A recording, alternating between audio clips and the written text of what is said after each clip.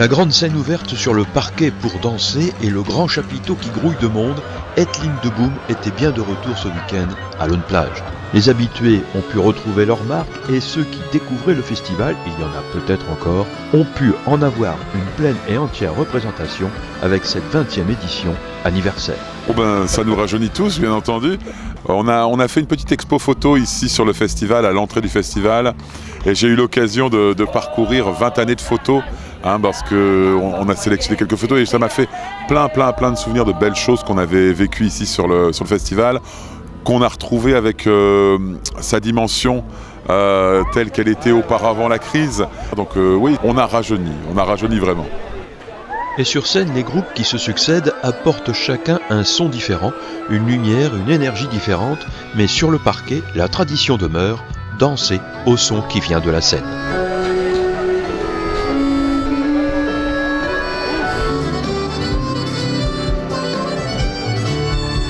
Après les Tsunami Sound System, groupe volcanique finlandais, c'était aux Vendéens d'Epsilon de souffler sur Etheline de Boom, leur tornade pop-rock qui a emporté le public sur des mers démontées de Bretagne, empreintes d'envolée aux accents celtes.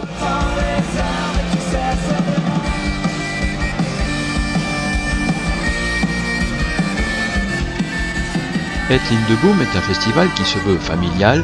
On peut y voir beaucoup d'enfants initiés par leurs parents à écouter la musique live, comme on dit, et à la vivre. Sauf que tout le monde ne la vit pas de la même façon.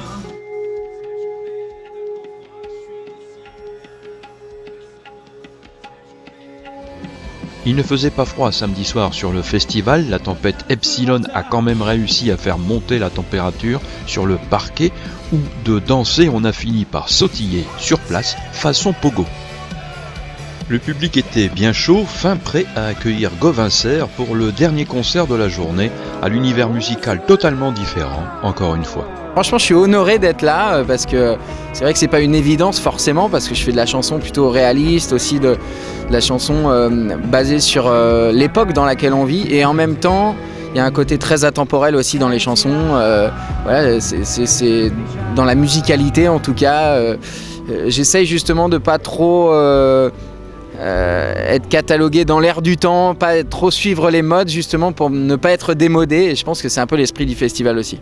Est-ce que vous aimez le rock'n'roll ?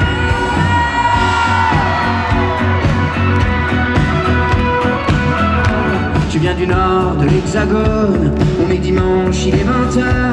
C'est ma terre depuis que je suis môme, mais là j'ai honte d'y être facteur.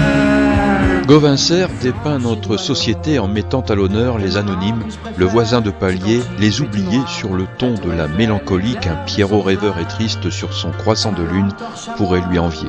Sur la photo, c'est à Gavroche de Victor Hugo qu'il fait les poches, s'inspirant au passage des titis parisiens qu'un Francisque Poulbeau n'aurait pas renié. Depuis que je suis un vrai Gavroche, par les poches.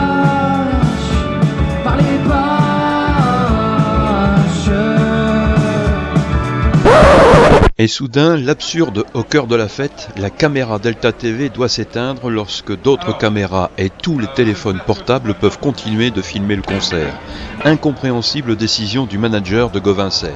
Curieux paradoxe que de vouloir porter une voix, un message, et à la fois se censurer soi-même en imposant l'arrêt de notre caméra.